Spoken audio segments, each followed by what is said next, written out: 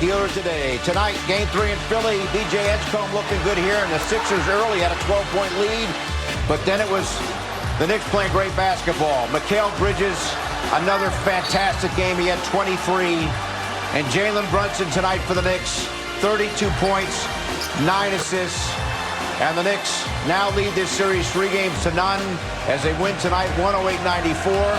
Fans outside MSG at the watch party loving this as the Knicks are on the verge. One more win needed to make the Eastern Conference Finals. Great to have you with us here from our Delta MSG studios. Bill Pito along with Alan Hahn. No OG Anunoby. Knicks win anyway. No team in the history of the NBA playoffs has come back after being down 3-0. Mikal Bridges now joins us from Philadelphia. Mikal, thanks so much for joining us. Congrats on another great game. No OG Anunoby tonight. How'd you guys do it without him? I will try to get Mikal wired up here in a couple of moments, but no Anunoby. Yep.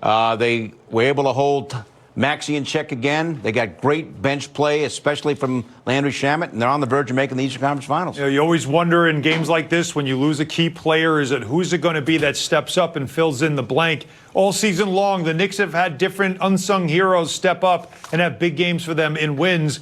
Tonight it was Landry Shamet off the bench, ready to play in this game, and the bench was a huge part of the story. And also, the story of the playoffs so far for this Knicks team has been their ability in the moment of a game to deliver that kill shot, that knockout punch. And that came when the Sixers cut it to 4, and all of a sudden it felt like this was going to be a grinder down the stretch. Knicks went 17-4 right after that, outscored the Sixers, ran them right off the court. And another game where it looked like the Knicks having their depth showed in the fourth quarter because that Sixer team, once again, looked tired late. The Knicks had better legs. The Knicks had a deeper bench. And the Knicks were able to deliver another knockout blow. And now up 3-0, looking at Sunday as potential knockout blow to win the series. Knicks bench outscored the Sixers bench 29-11. And I think the point needs to be made. OG Anunoby, so critical, obviously. But these Knicks have all played. Yes. So when Landry Shamet's out of the rotation and then he comes back out of the rotation, or Jordan Clarkson in and out, the point is, if it's Alvarado, Deuce McBride, if these guys are called upon, it's not like they haven't been called upon during the regular season. And I think that is a key point. All the credit in the world to Landry Shamet. His effort at the end of the first quarter got the Knicks back into the game. Absolutely did. When he got into the game, he was a game changer. It's also a credit to these pros that are on this bench. I mean, that's what you're looking for. Alvarado, a pro, stayed ready, had impact in the previous series and early in this series. Landry Shamet we're talking about tonight because he's a guy that had been out, hadn't really played much at all, but yet stays ready, knows when his number is called to be ready, and that's key as well. Mitchell Robinson off the bench, what he's been able to do, and I thought he had big minutes with Karl-Anthony Towns in foul trouble. You just look up and down. Jordan Clarkson, we've talked about a lot, a guy that was out of the lineup for a while and didn't get down on himself, didn't complain, didn't grumble, stayed ready, worked on some things, and now he's an effective player. That's part of the year. As you said, throughout the year, has always been a player who's had a game here and there. And so now in these moments, you can now use that. Confidence comes from demonstrated performance. Every single one of the guys coming off the bench has had a game or two during the season where he's been the X factor. And then tonight, Landry Shamet did it again. All right, Alan, let us now get post-game reaction in Philadelphia from Mikal Bridges. Mikal, what can you say about the performance tonight that you gave this? Playing desperate. That's really it. Just doing whatever it takes to win. And that's really it. What did you think about the atmosphere tonight? It's great, you know what I'm saying? You know the Philly fans going to bring it, but, there's a lot of New York fans are here, and we appreciate it every single time. It's great. This team has really embraced the next man up mentality. OG is out. What can you say about how everybody stepped it up tonight? Yeah, everybody step up. Next man, we know how much OG means to the team, how much he impacts the team, and we're going to do it for him every time he's out. And Landry, Deuce, JC, everybody stepped up. Jose, who's been playing too, everybody's stepping up and giving great minutes. Up 3-0, what's it going to take to close it out? 0-0, keep playing desperate.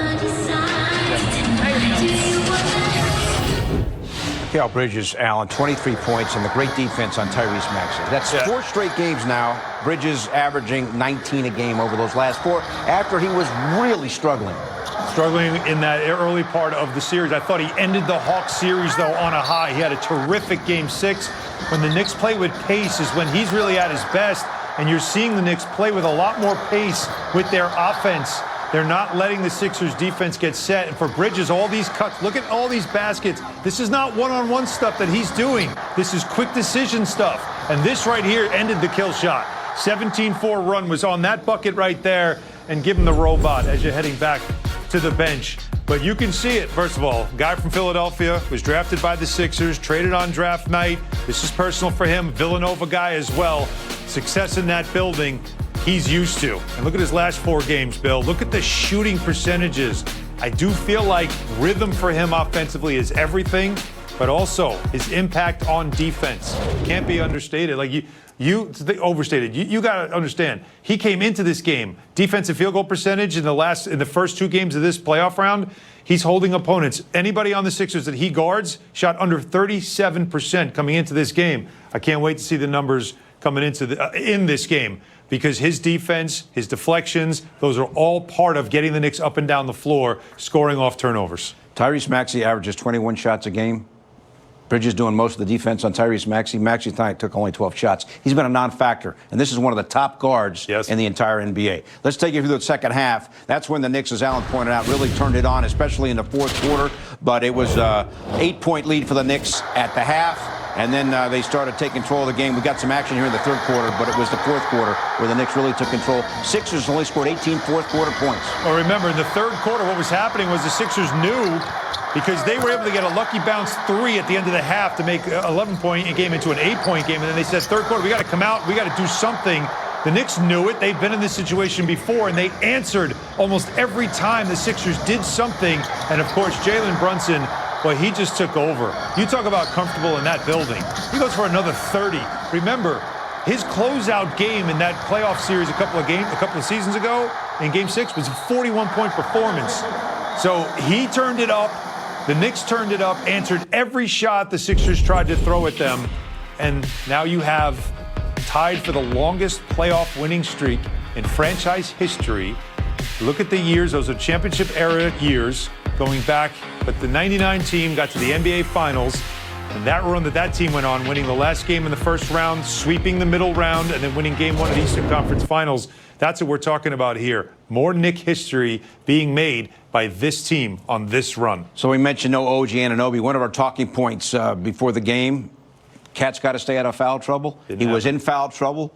He's been in foul trouble all series, has put up numbers, but not in this one. It didn't matter that he scored only 8 points. Well, the Knicks are able to get it done, and Cat goes 8 points. He does grab 12 rebounds. 12 and 7. But he only played 25 minutes again. It's unbelievable. And I did warn you in the pregame. What did I tell you? Like, what are the Sixers going to do? They're going to go at him. They're going to play physical with him. They're going to try to get him to look like this stuff, too. And by the way, can we just say this stuff is embarrassing for the NBA? And I'm not talking about the fouls for Towns. I'm talking about that stuff. This Embiid is as big as Cat. Can't and move, he's though. flopping He and move. flailing and whatever he can do to draw a foul. How's that not a foul? Doesn't make sense. But he plays through it. This, ridiculous. This was overturned. Towns was given the foul. He got thrown to the ground and landed on. It's bizarre. We're seeing it around the league. You watched the Thunder-Laker game last night. I mean, there's some awful calls and non-calls in that game. But there's a lot of flopping happening. This is nothing new to Embiid. This is what he's been doing. And really, with his lack of mobility, it's all he's got. Because anytime that Towns was able to drive towards him or at him, went right by him. So he knows I've got to stay close to him, and I've got to tie him up, and I've got to draw him into physical play and try to get fouls. And it has worked for them in this series, but it hasn't cost the Knicks games. And you say he didn't do much in this game, but in 26 minutes, he had 12 rebounds and 7 assists. Right. I understand. The scoring, though. 3 of 8. He didn't shoot it well. He had a couple of easy ones that he didn't knock down. But I still, again, when you think about the frustration of being in foul trouble and not contributing early in the season, would he have given you 12 rebounds and 7 assists, or would he have disappeared? So you're still getting something out of him, despite the fact that for him, this is a maddening series for him to play in because they won't let him play. His playing time in the 3 games, 27 minutes, 20 minutes, 25 minutes. Well rested. And he is putting up great numbers, but they didn't need his scoring tonight. Yeah. And they're up 3 games to none. A lot of fans with lots of excitement outside